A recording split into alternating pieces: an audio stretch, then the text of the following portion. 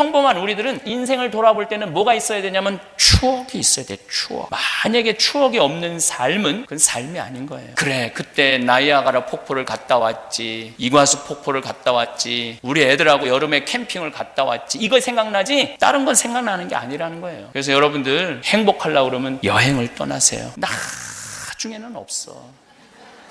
떠나려면 언제 떠나? 지금 떠나세요. 지금. 저는 강의를 많이 다니죠. 강의 다니기 전에는 항상 제가 버릇이 있어요. 거울을 보는 버릇이 있어요. 오늘 여러분 만난다고 또 저기 킹 사우나 가고 아침에 면도도 하고, 제가 수염이 많거든요. 면도도 하고 조금 땀 빼갖고 좀 이렇게 피부도 좀 곱게 만들고, 왜냐하면은 오늘도 뭐 처녀분이 올 거니까 1000분이나 되는 분 앞에서 정말로 정성스럽게 준비를 해야죠. 또 내가 제일 중요한 건, 여기 제대가 있어서 다행인데 꼭 확인하는 건 뭐냐, 바지에 자꾸는 올라갔는지.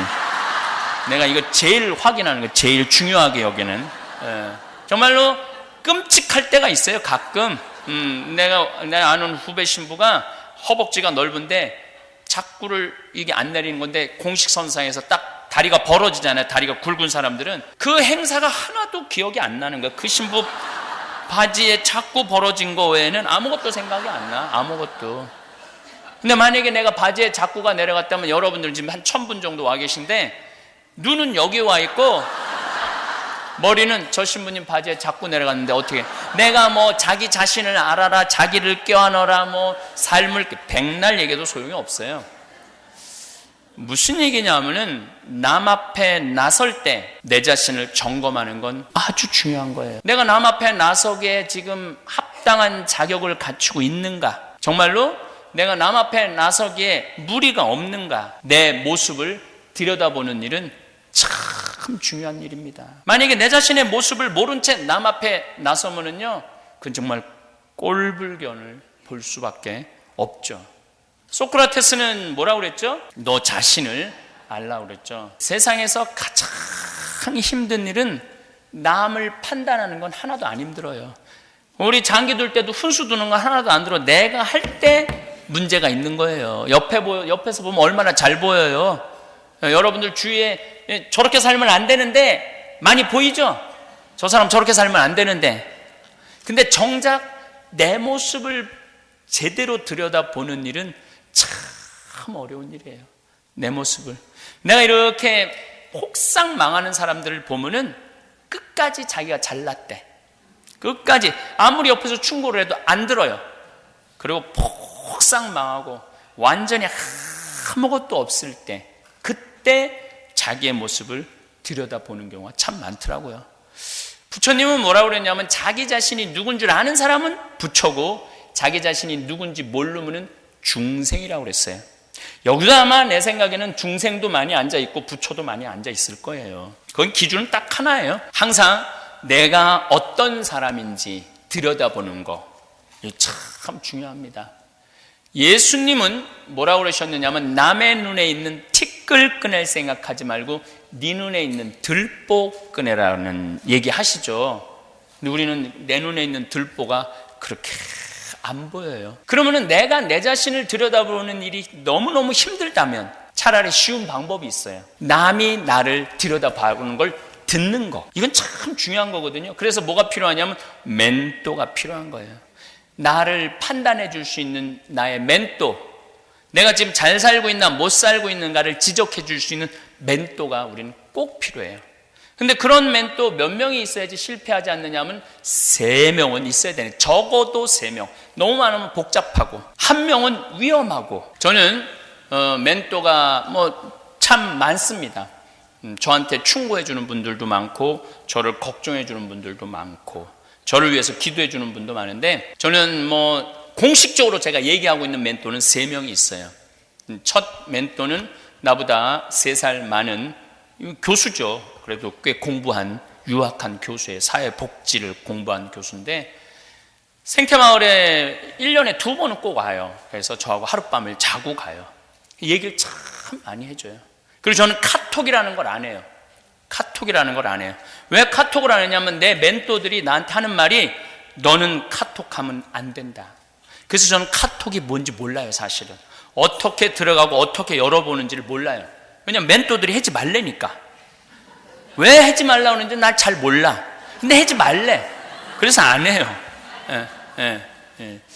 근데 어쨌든 이 신부님은 저한테 좋은 글이 있으면 내가 카톡이 안 되기 때문에 그걸 다 풀어서 내 휴대폰에 보내주세요. 좋은 글, 묵상할 수 있는 글, 이런 것들은 꼭 보내주세요. 그리고 이렇게 대화를 하면은 정말 영적으로 얼마나 좋은 시간을 보내는지 몰라요. 내가 막 한참 막 뜰 때, 지금 뜰 때는 한 2007년 그 전에도 유명한 강사긴 했는데 방송에 뜨기 시작한 건 2007년부터. 근데 그 형님이 우리 평창에 와서 하룻밤을 주무셨어요. 저는 나를 찾아오는, 우리 평창이 굉장히 멀거든요. 나를 찾아오는 신부들은 항상 안방을 내줘요. 내 손님이니까. 그리고 나는 거실에서 잠을 잡니다. 안방을 내주고 이렇게 누워서 잠을 자려고 그러는데 문을 열고 나와서 황 신부 안방 좀 들어와 봐, 딱 그러더라고요. 들어가 보더니 제가 양복을 걸어놓는다고 내 옷장을 벗었는데 양복이 14벌인가 15벌이 있었어요. 근데 이렇게 말하더라고요. 예수님은 옷을 한 벌만 입고 다니라고 그랬는데 왜 너는 14벌이나 양복이 있어야 되느냐. 네가 이제 유명해졌다고 건방지고 네가 가지고 있는 게 너무 많구나, 딱 지적을 해주더라고요. 봄, 여름, 가을, 겨울 4벌이면 되지, 이렇게 많은 양복이 너한테 왜 필요하느냐고. 근데 전 너무너무 부끄러웠어요. 내 멘토가 그런 걸 지적해 줄 때. 그래서 그 양복 다 나눠줬어요. 내 몸에 맞는 사람 찾아서 나눠주느냐고 정말 힘들었어요. 내가 원래 몸이 너무 작아갖고 입으면 다 안 들어가. 그래갖고 좀 허리 같은 거 늘려서도 다 해서 다 우리 직원들, 주위에 있는 우리 직원들 거의 다 나눠줬죠, 늘려서.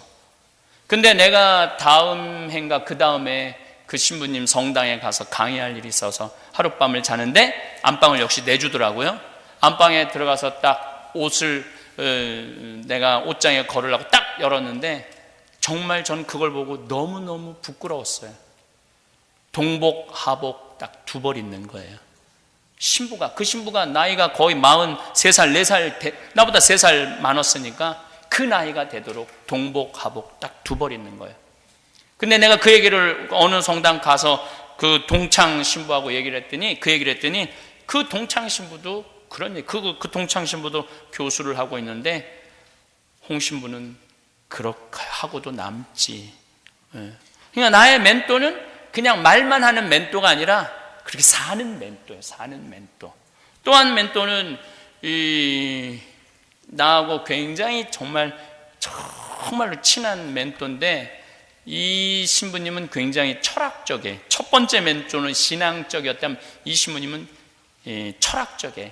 이분이 요즘 나하고 하는 얘기는 50살 먹은 신부들은 30년 동안 혼자 밥 먹고 혼자 잠자고 혼자 밤을 보내면 30년 동안 그러면은 대개는 멘탈에 문제가 온다는 거예요. 신부만 그런 게 아니야. 사람도 혼자 밥 먹고 혼자 지내고 다른 사람 안 만나잖아요. 그럼 멘탈에 문제가 오는 거예요. 그래서 그 신부님은 센터를 만들겠다는 거예요. 그래서 음식도 이 신부님이 그림을 기가 막히게 그려요. 기가 막히게 그려요, 정말로. 네. 그래서 그 그림을 가르쳐주는 선생들이 하는 말이 사제로 살기 너무너무 아깝다는 거예요. 그래서 이번에도 자기 25주년 기념에 전시회를 하면서 그림을 다 팔아갖고 나한테 1,000,000원을 갖고 왔어요. 너 잠비아에 고아원에 나고 왔었거든요. 고아원에 필요한 거 꼭 이걸로 해주라고. 얼마나 좋은 멘토예요. 근데 그 멘토는 나한테 하는 말이 너는 오락 프로에는 나가지 말아라. 방송에는 교양 프로에만 나가라. 왜냐하면 교양 뉴스만 나가라. 왜냐하면 신부는 가르치는 사람이지 연예인이 아니다. 그래서 저는 처음부터 그 신부님이 나한테 딱 제동을 걸었기 때문에 방송국에서 30방송국 더 이상해서 토크쇼에 나와달라, 뭐에 나와달라, 그래도 하나도 나가지 않았어요. 하나도. 누가 나한테 충고를 해주냐면 멘토가 나한테. 근데 제가 아침마당에 5번 나가면서 PD들이 신부님, 우리 이 PD 작가들이 신부님을 얼마나 좋아하는 줄 아느냐고. 나는 잘 모른다고. 신부님 보면은 충분히 오락 프로에 나가갖고 할 수 있는 자질이 많다는 거예요. 그런데도 안 나가시고 교양 프로하고 뉴스 프로에만 나오시고, 어떻게, 나 멘토가 나가지 말라고 그래서 안 나간다. 너무너무 좋은 멘토들이 있죠. 제가 곁길로 안 나갈 수 있도록 옆에서 충고해주고 붙잡아주는 멘토들이죠. 또 한 멘토는 나보다 7살 많은 신부인데, 정말로 이 신부님은 아침부터 저녁까지 하루 종일 같이 있는데도, 그 수많은 말을 하는데도 단 한마디도 유익한 말을 하지 않는 신부예요. 제가 정말 그런 얘기를 해요. 어떻게 하루 종일 같이 있는데도 신앙적인 얘기도 안 하고 철학적인 얘기도 안 하고 어쩌면 이렇게 유익한 말을 단 한마디도 하지 않느냐고. 나이만 먹었지 뭐 아는 게 뭐가 있느냐고. 그런데 중요한 건 아침부터 저녁까지 같이 있어도 지루하지 않은 거예요. 너무너무 즐겁고 너무너무 행복하고. 주위에서는 많은 분들이 그렇게 얘기를 해요. 우리 본명이 베네딕토인데, 저 베네딕토 신부가 우리 황 신부한테 하는 거 보면은 막내 동생이 이뻐갖고 어쩔 수 없이 이렇게 하는. 그리고 정말로 내가 이렇게 밥 먹다가 김이 이렇게 묻잖아요. 그러면 꼭 한마디 해요. 유명한 신부님이 입술에 김 묻히고 이게 뭐냐고 그러고 떼어줘요.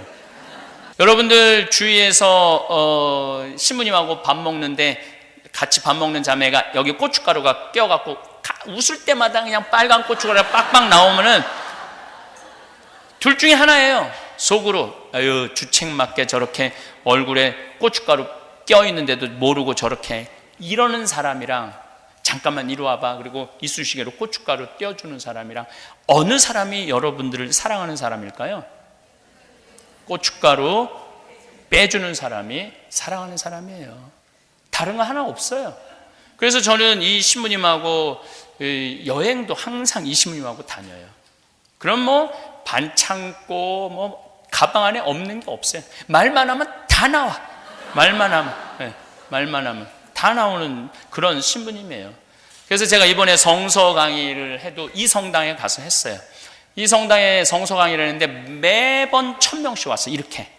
근데 그 1000명한테 전부 빵, 우유, 맛있는 거를 다 무료로 다 제공해주고 제가 강의 잘할 수 있도록 도와주고, 아마 이 신부님하고는 죽을 때까지 그렇게 알콩달콩 티격태격 해가면서 이렇게 즐겁게 살아가지 않을까. 물론 그 외에도 저를 사랑하는 많은 사람들, 또 제가 사랑하는 많은 사람들이 저를 충고해주고 이끌어주고, 때로는 편지도 써서 그렇게 살면 안 된다고, 뭐 여러 종류의 편지가 오지만 그것도 뭐 저는 충고의 하나라고 생각해요.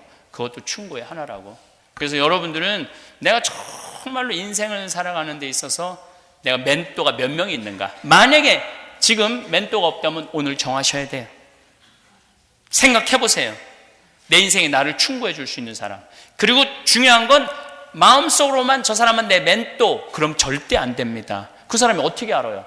가서 얘기해야 돼요. 나는 당신을 내 멘토로 삼고 싶다고. 시카고에서 이 황량한 이국 생활에서 내가 혹시 잘못되는 길로 간다면 나를 좀 잡아달라고. 그리고 얘기를 해야지 그 멘토는 책임감을 느낀다는 거예요. 근데 생전 얘기도 안 해.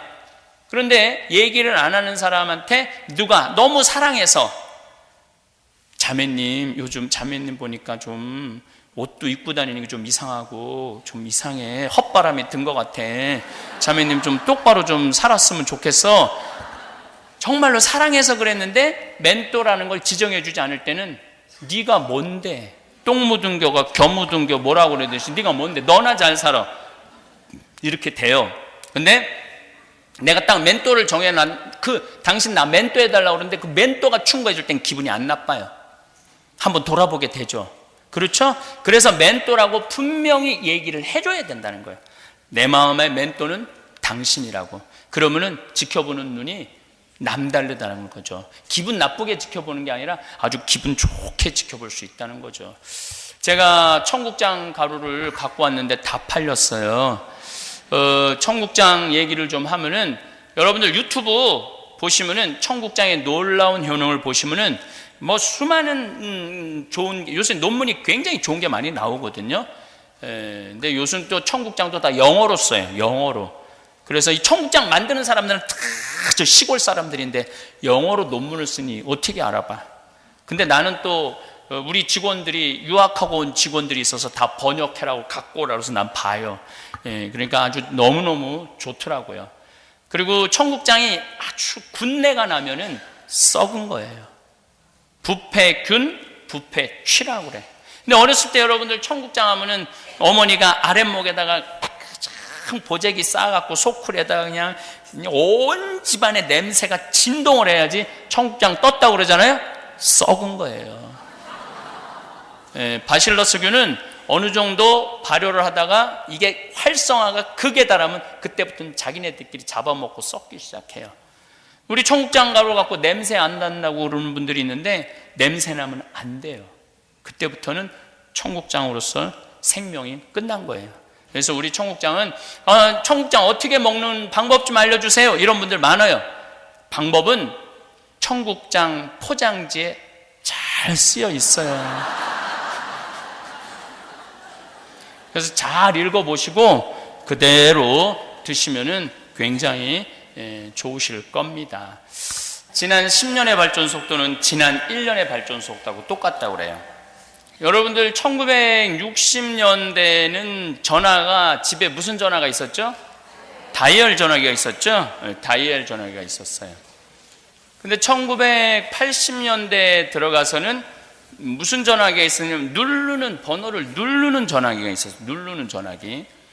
80년대 중반에는 무선 전화기가 나왔어요. 핸드폰이 아니고 무선 전화기. 집에서 전화 받아갖고, 예전에는 전화 통화를 하려고 그러면 다 거실로 다 나와야 되잖아요. 그래서 눈치 봐가면서 이렇게 전화 받고 이랬잖아요.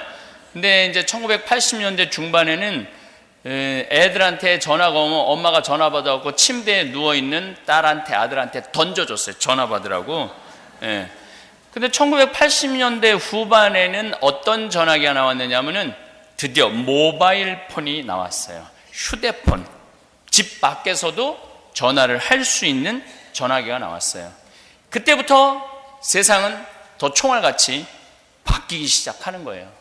2003년, 4년에는 무슨 전화기가 나왔느냐면 스마트폰이라는 게 나왔어요. 여기 계신 분들은 휴대폰하고 스마트폰하고 구분 못하는 분들이 굉장히 많을 거예요. 그게 그거지, 뭐 스마트폰하고 휴대폰하고 뭐가 차이가 있어. 그런데 갤럭시 1, 2, 3, 4, 5, 6, 7, 8 플러스까지 나왔어요. 근데 그 나오는 속도가 너무너무 빨라요. 제 친구, 신부, 형이 삼성전자, 그야말로 사장이에요, 사장. 근데 20년 전에 벌써 여기까지 개발이 거의 다 돼 있었대요. 20년 전에. 그때 벌써 얘기를 다 했어요. 여기까지 다 개발이 돼 있는데 왜 20년 뒤에 거를 벌써 개발해 놓고 상용화를 시키지 않았느냐? 그 개발해 내갖고 팔아먹는 단계가 있어서 그렇게 있다는 거예요. 아마 지금은 이것보다도 훨씬 더 빨리 돼 있을 거예요.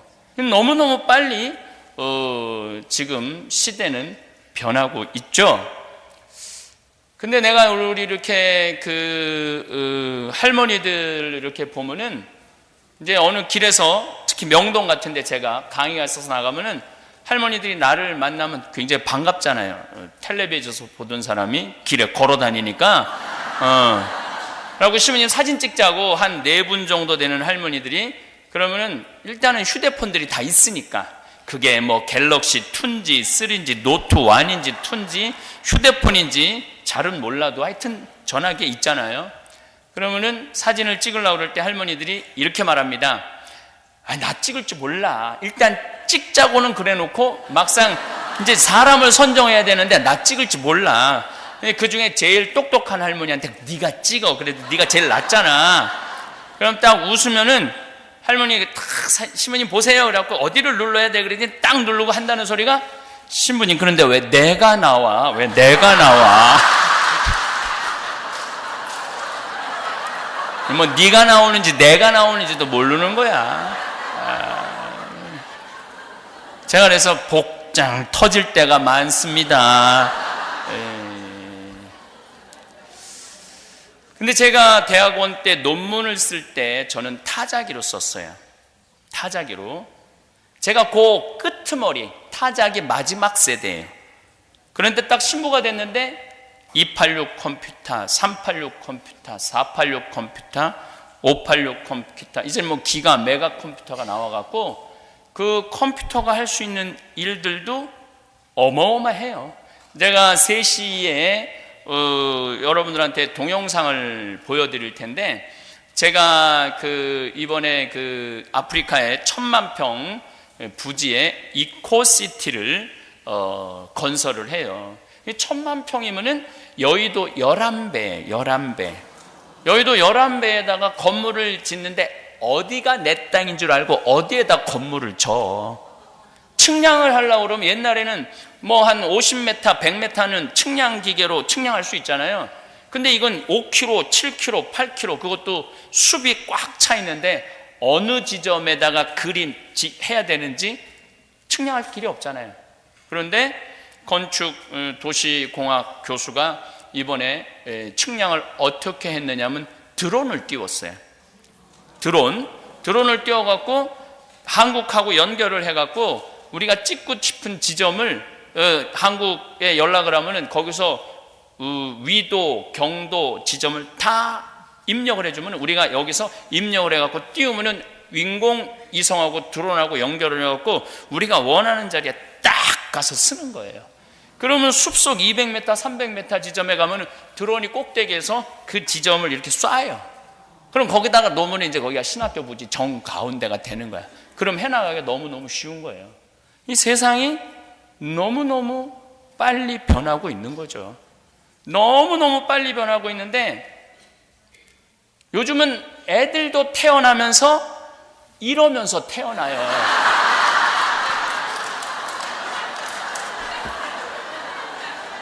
애들도 이러면서 태어나는데 누구만 안 변하느냐 하면은 내 나이 50대 후반부터 60대, 70대, 80대는 안 변해요. 왜 안 변하냐면 따라갈 수가 없거든. 따라갈 수가 없는 거예요.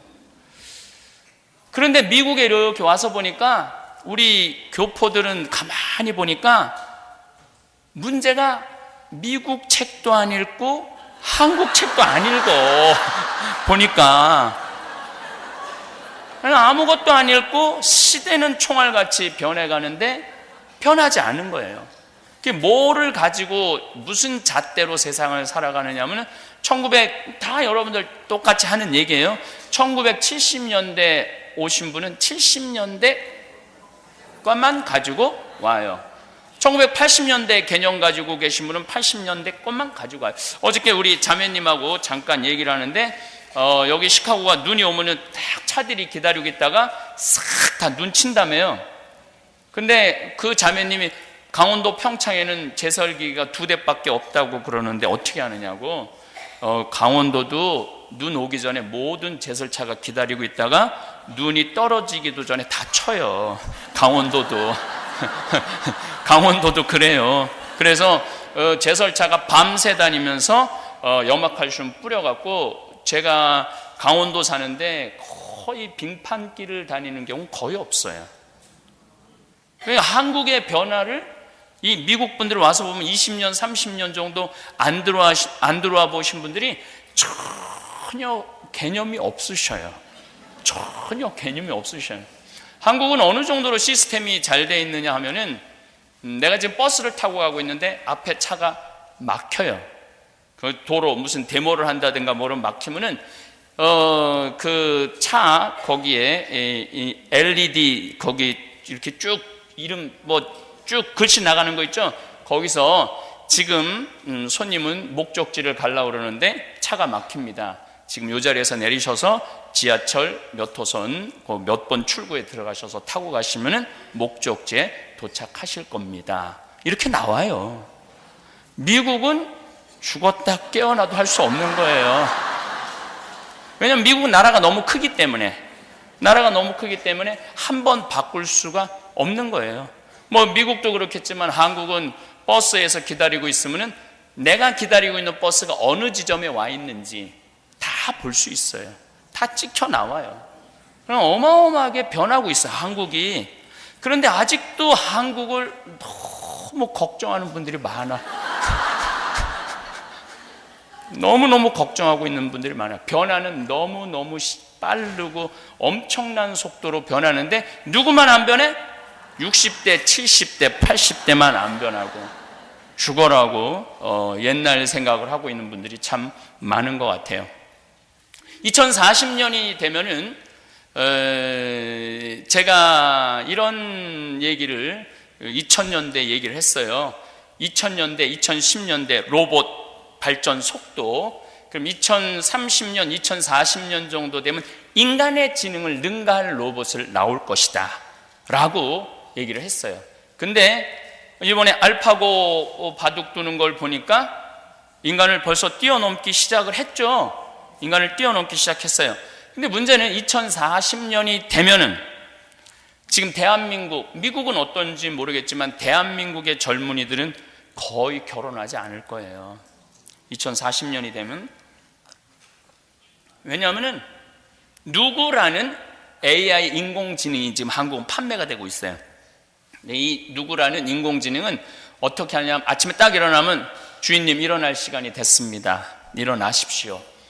음악을 뭘 틀어드릴까요? 아침 기상으로 틀어줘요. 오늘은 날씨가 좀 축축하고 그런데 에어컨 공기 환기 시스템을 해드릴까요? 좀 나가려고 그러면 자가용 지금 한 5분 전에 시동을 걸어놓으면 아주 쾌적하게 갈 수 있습니다. 벌써 다 대화를 해요. 그럼 말하면 다 알아서 해요. 음악도 틀어주고 밥도 눌러주고 음식도 다 준비해주고 이 기본적인 게 지금 되고 있어요. 그리고 대화 다 되고 문제 해결 다 해주는 로봇가 있으니까. 근데 이거는 문제도 아니에요. 뭐가 문제가 되느냐 하면은 로봇가 감정을 느끼기 시작하면은 신앙생활을 하고 싶어 해요. 감정을 느끼면 신앙생활을 당연히 하고 싶어 하죠. 로봇이라도. 그래갖고 나한테 신부님 저 세례받고 싶습니다. 저 신앙생활하고 싶습니다. 그러면 제가 그 로봇을 세례를 줘야 돼 말아야 돼요? 주지 말아야 돼요? 그것도 아무 문제가 없어요. 나는 네가 로봇이기 때문에 세례 안 줄 거야? 그럼 얘가 상관없습니다. 우리끼리 세례 주는 로봇을 만들 겁니다. 그런 세상이 온다는 거예요. 그런 세상이. 그리고 그런 세상이 바로 코앞에 와 있고, 제가 막 나오기 전에 뭘 잠깐 자료를 봤는데 로봇끼리 서로 대화를 하고 토론을 하는 단계까지 올라갔대요. 자기가 가지고 있는 정보를 가지고. 세상은 총알같이 변하고 있는 거예요. 근데 지금 70대, 80대, 90대 되신 분들은 그거를 따라갈 수가 없어요. 도저히 이게 안 되는 거야. 문화 자체가 따라갈 수는 없고 이 세상에선 살고 있고, 그 뭐 얘기는 해야 되는데 아는 건 1960년대, 70년대 정보밖에 없고. 그래서 공부를 해야 된다는 얘기예요. 어쨌든 공부를 하셔야 돼. 공부를 하지 않으면은 그냥 공자님이 73살까지 사시다 돌아가셨는데, 공자님은 엄마가 14살, 아버지가 79살에 공자님이 나요. 공자님 아버지 빨리 죽어요. 그리고 너무너무 가난했어요. 맨 막내로 태어났기 때문에 너무 가난해갖고 똥찌기도 지고 그랬던 사람인데 인류의 최고의 스승이 됐는데 뭐라고 그랬냐면, 나는 끝까지 묵기를 주저하지 않았다. 끝까지.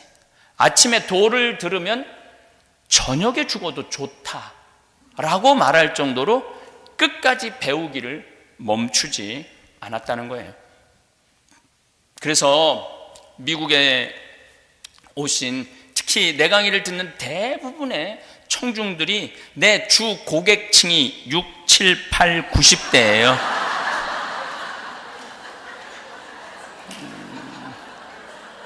근데 내가 맨날 죽는 얘기만 하고 자식들한테 돈 주지 말고 500만 원만 남기고 통장에 500만 원만 남기고 죽어라고 이렇게 얘기를 했는데 그렇게 말한 지 10년이 지났는데도 죽지도 않고 변하지도 않는 거야. 그래서 그 원인이 어디 있을까? 공부를 하지 않는 데 있구나. 그리고 여기 이 대한민국에도 요즘 대한민국은 사실은 이 정치적인 갈등이 별로 없어요. 대한민국은 그리고 OECD 국가 중에 지금 2분기 수출이 16%예요. OECD 국가 중에 수출 1위예요. OECD. 대한민국 걱정하시는 분들이 굉장히 많은데 대한민국은 걱정할 필요가 하나도 없는 날이에요. 수출이 지금 16% 증가하고 있고 아마 올해 다시 1조 달러로 진입할 거예요. 수출입 1조 달러 되는 나라는 세계에서 10나라밖에 없어요. 근데 거기가 우리가 들어가 있어요. 여러분, 우리나라가 스페인보다도 더 잘 사는 건 알고 계세요? 네, 스페인, 이탈리아가 우리 지금 밑으로 자꾸 떨어지고 있어요. 이탈리아가 자꾸 밑으로 떨어지고 있어요. 그런데 가만히 대화를 하다 보면 우리나라가 곧 망할 것 같은 그런 상황에 있다고 그렇게 걱정하는 분들이 굉장히 많습니다. 수출도 잘 되고 경쟁력도 좋고 정치적으로도 지금 굉장히 안정돼 있어요. 미국에 와서 보면 곧 우리나라가 망할 것 같고 곧 전쟁을 해야 될 것 같고 내가 미국에 있는 동안 전쟁이 터졌으면 좋을 것 같고 이런 생각이 들어요. 나 한국에 안 들어가게. 근데 그렇지는 않습니다. 여러분들이 적어도 정치적인 식견을 가지려면은 미국 책을 50권을 읽든 한국 책을 50권을 읽든 정치적인 식견을 가지려면은 50권은 읽어야 돼요. 내가 적어도 50권 정도 읽지 않고 거의 한 권도 안 읽고 목에 핏줄을 세우면서 자기 주장을 세운다면 그거는 고집이에요. 아집이고. 그래서 오늘 이후부터 저는 여러분들한테 정말로 권합니다. 책을 좌측 것도 하나 읽어보고 우측 것도 하나 읽어보고 방송도 우측 것도 한번 보고 좌측 것도 한번 보고 제일 좋은 거는 유튜브를 시청하는 거예요. 정규제 거지만 시청하지 말고 내가 말하는 세 사람의 강의를 꼭 들으세요. 첫 번째, 명지대학의 한명기 교수 강의를 꼭 들으세요. 이분은 서울대학에 나왔는데 이건 적으셔도 돼요. 명지대학의 한명기 교수 강의를 꼭 들으세요. 명지대학의 한명기 교수. 이 교수는 중국어, 일본어, 영어, 중국고, 일본고도 정통한 사람이에요. 제가 그 강의를 대한민국에서 둘째 가라면 서러울 정도로 강의를 잘한다고 제가 말하는 게 아니라 KBS PD들이 얘기를 해요. KBS PD들이 신부님, 제가 아침마당에 나가면은 아침마당이 총 62분이에요. 근데 저한테 원하는 시간이 57분이에요. 강의를 처음 출연을 할 때 막 난리가 났어요. 10분 남았습니다. 5분 남았습니다. 2분 남았습니다. 앞에 계속, 그 다음 앞에 계속 그 강의 그거를 막 넘기고 까먹을까 봐. 근데 제가 그랬어요. 그런 거 띄우면 정신 사나우니까 아무것도 하지 말라고. 내가 알아서 할 거라고. 심지어 원고 안 봐도 된다고. 그리고 제가 정확하게 57분에 딱 끝냈는데 그 KBS 모든 사람들이 다 방송을 다 봐요. 그 안에 내가 아침마당 생방송할 때 저런 신부님 처음 봤다는 거예요. 어떻게 57분에 정확하게 매듭을 딱 끝내주는 건 처음 봤다고 그러더라고요.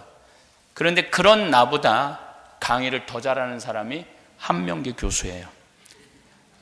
이분은 좀 사학과 교수기 때문에 나하고 좀 대중성에서 좀 떨어지죠. 근데 이분의 임진왜란 강의를 듣고 병자호란 강의를 듣고 동학혁명의 강의를 들으면 지금 대한민국이 처하고 있는 상황을 금방 이해를 해요. 임진왜란은 우리나라하고 일본하고 싸움이 아니에요. 명나라하고 일본하고 싸움이에요. 거기에 우리가 낀 거예요. 껴서 우리가 고통을 겪은 거예요. 병자호란은 우리하고 청나라 싸움이 아니에요. 명나라하고 청나라하고 우리나라 사이에 어디에 붙을 거냐?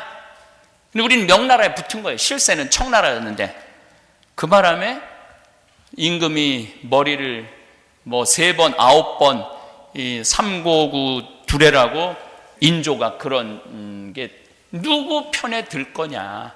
동학혁명은 사실은 우리 민중의 반란이 아니에요. 동학혁명을 일으키면서 누가 들어오냐면 일본이 들어와요. 일본이 들어오면서 청나라가 들어와요. 그래서 벌어진 전쟁이 청일전쟁이에요.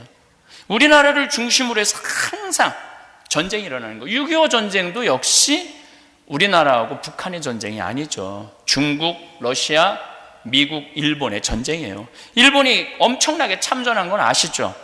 6.25 전쟁 때 일본군이 굉장히 많이 들어와서 참전을 했어요. 실질적으로. 그러니까 6.25 전쟁도 남과 북의 전쟁이 아니에요. 그러니까 이 정치라는 것이 그냥 하나의 단순한 그냥 정책 결정이 아니라 지정학적, 경제적, 군사력, 역사적 이 모든 게 어우러져서 이루어지는 거예요. 그러면은 제가 여러분들한테 힌트를 하나 내면은 미국이 경제 규모가 16조예요. 16조 달러, 일본이 경제 규모가 8조예요. 그러면은 합치면은 24조죠. 우리나라는 경제 규모가 1조야. 그리고 중국은 경제 규모가 15조고 북한은 경제 규모가 없다고 봐야 돼요. 그럼 15조인 중국 팀하고 24조인 일본하고 미국 팀하고 우리나라는 어디에 붙어야지 살까요? 현재로서는 미국하고 일본하고 손을 잡아야만이 우리는 살 수밖에 없어요. 이거 대한민국 사람들 대부분이 다 알아요. 대부분이 다 알아요. 그리고 지금 정치인들 다 알아요. 그래서 이런 상황을 우리가 좀 미국에 있는 교민들이 아무런 공부도 하지 않고 판단하지 말고 좀 그런 전문가들의 이야기를 들어보면서 식견을 넓히면은 드립다 머리 대고 핏대 대고 싸우고 다신 너하고 얘기 안 한다 이런 그냥 얘기를 해보면 무슨 얘기를 했는지 몰랐는데 한 10마디 끝나고 난 다음에 다시는 너하고 얘기 안 한다. 아는 게 있어야지 많이 말을 하지. 그래서 한명기 교수 강의를 꼭 들으시라는 거예요. 두 번째, 고려대학의 장하성 교수. 이 교수는 경제학과 교수예요. 이 교수 강의를 들어보시면은 세상이 어떻게 돌아가야 되는지 너무너무 설명을 잘 해놨어요. 이 교수의 논리는 이렇습니다. 지금 우리나라 기업 사내 유보금이 얼마냐면 700조예요. 700조면은 미국 달러로 따져도 7천억 달러를 지금 갖고 있어요. 회사에. 이거는 투자를 할까 말까 하는 돈이에요. 투자를 할까 말까 하는 돈이야. 그런데 10대 기업에 우리나라는 대기업 중심이기 때문에 이걸로 끝이에요. 10대 기업 안으로 끝이야. 근데 이 지금 대기업이 700조를 가만히 놔두고 있어요. 다시 재투자도 하지 않고 뭘 하려고 노력하지도 않아요. 어떻게 될지 모르니까. IMF에 대한 아픔이 있으니까. 근데 이 장하성 교수의 이야기는 누구한테 혜택을 줘야 되냐면 대학생들 무상교육 시켜야 된다는 거예요. 그러면은 유럽은 대학생들 무상교육 시키나요? 안 시키나요? 무상교육 시킵니다.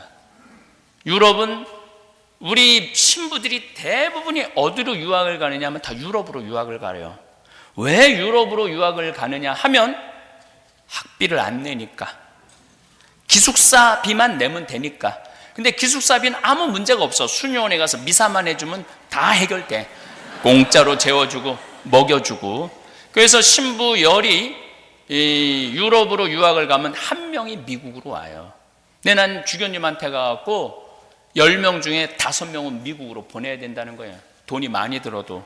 왜 미국으로 보내야 되느냐면 모든 학문의 주도권은 지금 미국이 갖고 있거든요.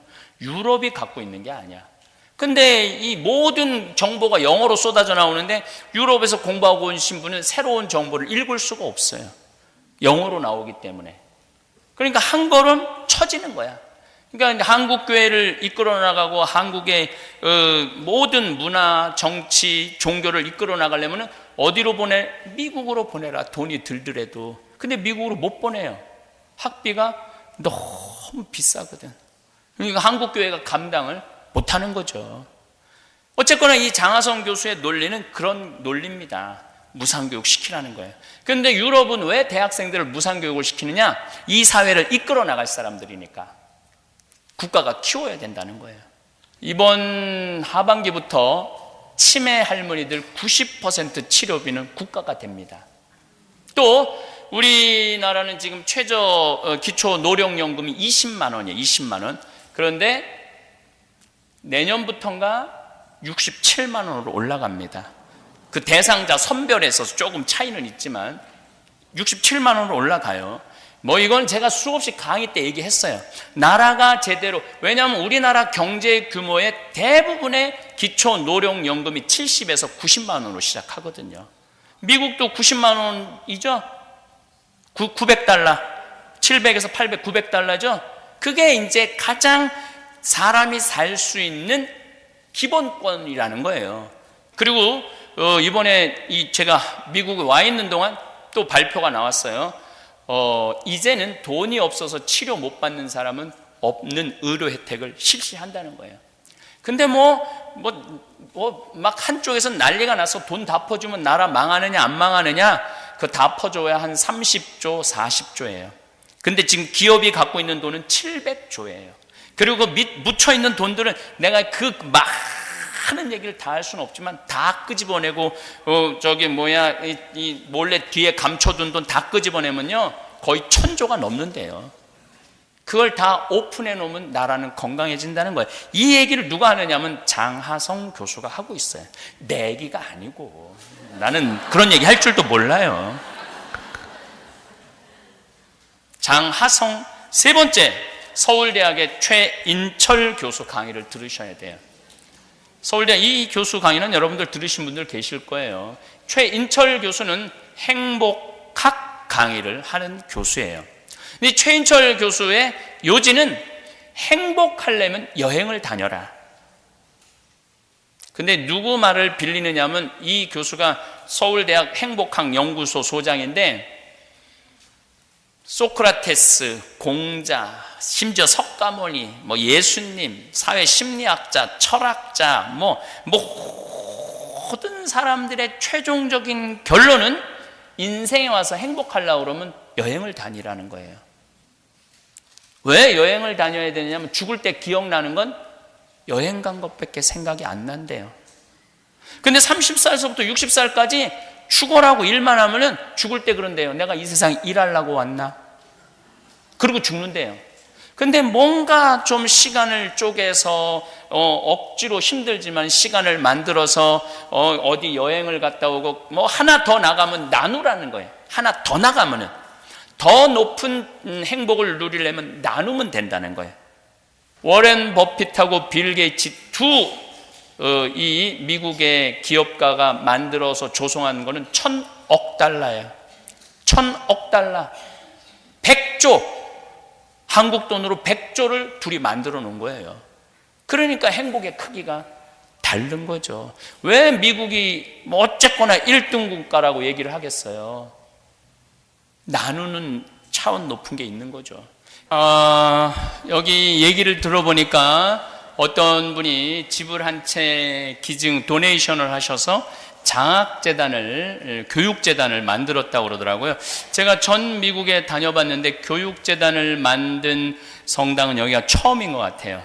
저는 제가 지금 이게 기적의 이제 일을 할 수 있었던 거는 정말로 할머니 한 분이 저를 찾아오셨어요. 신부님, 제가 강도들한테 납치를 당해갖고 이틀 동안 트렁크에 갇혀 다녔대. 이틀 동안 강도들이 끌고 다니는데, 그런데 그 강도들이 그 당신 차였는데 내 CD 화가 나십니까? 라는 걸 이틀 동안 듣고 다니다가 마지막에 풀어주면서 이 CD를 들으면서 죽일 마음이 없어졌다고. 할머니 카드에서 돈을 다 뺏어갖고 돈을 다 뺐지만은 죽일 마음이 없어졌다고. 그 할머니가 1년 동안 외출을 못했대요. 너무 세상이 무서워서. 그러고 난 다음에 할아버지가, 이제 그 할아버지도 돌아가셨는데, 할아버지가 당신은 신부님 때문에 사는 거라고. 그래갖고 이 할머니가 재산이 굉장히 많은데, 내가 만약에 그냥 거기서 원래는 묶어갖고 돌에 달아갖고 저수지에 죽인다고 자기네들끼리 막 작전 짜는 소리를 들었대요. 그렇게 죽었다면 얼마나 의미가 없을까. 그래서 이 할머니가 그 재산 중에 100억을 저한테 갖고 기증을 하셨어요. 100억을. 예. 그리고 1년 후에 100억을 더 갖고 오셨어요. 1년 후에 100억을. 근데 그 할머니는 평생 1000억 정도 재산이 있었는데 빚으로 700억 정도를 날렸대요. 하나도 안 행복했대, 날리는 동안은. 근데 이 시부님한테 이렇게 갖다 주고 이렇게 일이 되는 걸 보면서 너무너무 행복하대, 지금 사는 게. 그래서 80 넘어서 행복하기 시작했대. 이제 84살이거든요. 80 넘. 그러니까 내 걸 내놓으면서 행복하게. 이제 뭐 와서 재판 걸 사람도 없잖아. 다 내놨으니까. 그래서 이제 조금 남았어요, 신부님. 저 이제 여기 조금, 저기 이제 조금 이제 다 이제 없어지고 이제 조금 100억밖에 안 남았어요. 그러더라고요.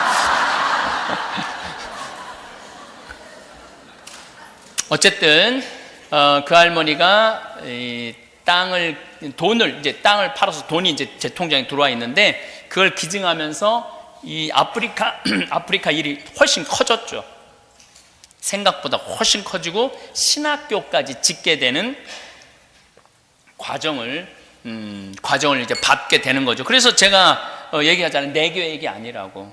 이건 하느님의 계획이지 나는 전혀 이런 거 할 생각이 전혀 없었어요. 그냥 농장이나 좀 도와주고 이러려고 그랬는데 이게 정말 대단한 일이 됐잖아요. 여기 교육재단 이제 시작을 하셨는데, 아마 이게 어떻게 보면 또 미국 교회 안에 새로운 기적의 이 재단이 될 수도 있지 않을까, 그런 생각을 합니다. 그래서 여러분들 혹시, 내가 아까도 어제도 말씀드렸지만 한국 분들 이제 이룰 거 다 이루고 있는데 이대로 머무르면 미션이 끝나는 거예요. 그래서 더 높은 미션을 가지시고 이 재단을 통해서 여기 미국에서 공부하고 있는 많은 학생들한테 장학금도 주고, 어려운 사람들, 똑똑한 아이들 골라내갖고 그 아이들 또 키우면은 나중에 그 다 교회의 재산이 되고 한민족의 재산이 되는 것 같아요. 그래서 십시일반이라고 조금씩 여유 있을 때 이렇게 재단에 이렇게 기부하는 모습도 아름답지 않을까, 그런 생각을 합니다. 누군가를 만난다는 것은 단순히 인사를 나누고 시간을 함께 보내는 일이 아닙니다. 그것은 서로의 삶 속으로 조용히 걸어 들어가 같은 풍경을 바라보며 추억이라는 이름의 씨앗을 심는 일입니다. 우리는 혼자서도 살아갈 수 있지만 누군가와 함께할 때 비로소 삶은 풍요로워집니다. 기쁨은 나눌수록 배가 되고 슬픔은 함께할수록 반으로 줄어듭니다. 그래서 우리는 동반자가 필요합니다. 같은 길을 걷는 이가 있다는 것만으로도 발걸음이 가벼워지고 험한 언덕을 오를 때도 용기가 생깁니다. 진정한 우정은 삶의 질을 결정짓는 가장 중요한 요소 중 하나입니다. 물질적 풍요나 사회적 지위보다 더 깊은 곳에서 우리를 지탱해주는 힘, 그것이 바로 좋은 법과의 관계입니다. 그런데 좋은 친구를 만나기 전에 먼저 살펴봐야 할 것이 있습니다. 바로 나 자신입니다. 우리는 타인의 모습을 쉽게 평가하고 판단하지만 정작 내 안을 들여다보는 일에는 인색합니다. 거울 앞에 서서 겉모습을 가다듬듯이 마음의 거울 앞에 서서 내 모습을 정직하게 바라보는 시간이 필요합니다. 내가 먼저 누군가에게 좋은 벗이 될 준비가 되어 있는지, 내 안의 허물과 부족함을 인정할 수 있는지 돌아봐야 합니다. 관계는 일방적인 것이 아니기 때문입니다. 내가 받기만 원하고 주지 않으려 한다면, 내가 이해받기만 바라고 이해하려 하지 않는다면 그 관계는 오래가지 못합니다. 성찰이란 거창한 것이 아닙니다.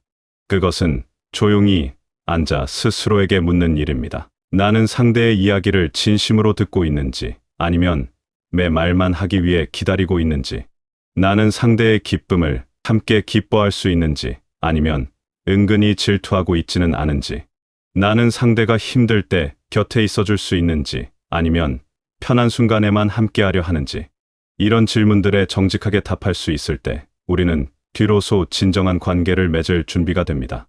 내 안의 이기심과 교만함을 인정하고 그것을 조금씩 내려놓으려 애쓰는 마음이 관계의 시작입니다. 좋은 친구는 단순히 즐거운 시간을 함께 보내는 사람이 아닙니다.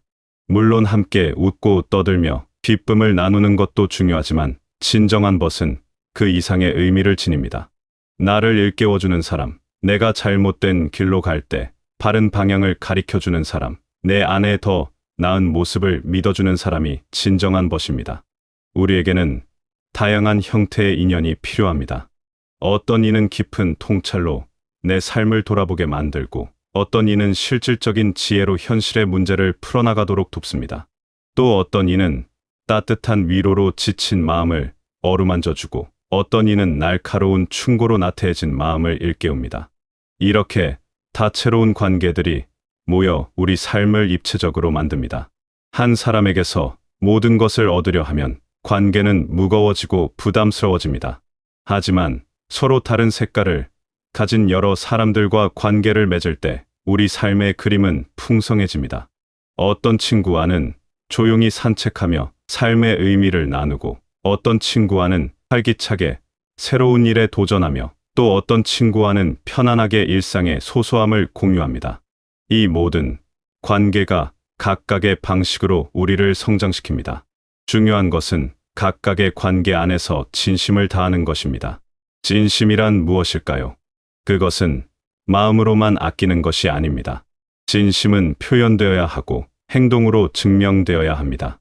우리는 종종 마음속으로는 누군가를 소중히 여기면서도 그것을 제대로 전하지 못합니다.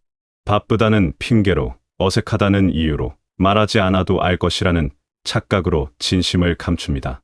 하지만 관계는 능동적인 의지를 필요로 합니다. 그저 안다고 해서, 가끔 연락한다고 해서 진정한 벗이 되는 것은 아닙니다. 서로를 향한 깊은 존중을 바탕으로 상대의 삶에 진정으로 관심을 기울이고, 필요할 때 곁에 있어주려는 의지가 있어야 합니다. 관계 안에는 책임도 따릅니다. 이것은 무거운 짐이 아니라 서로를 소중히 여기는 마음이 자연스럽게 만들어내는 헌신입니다.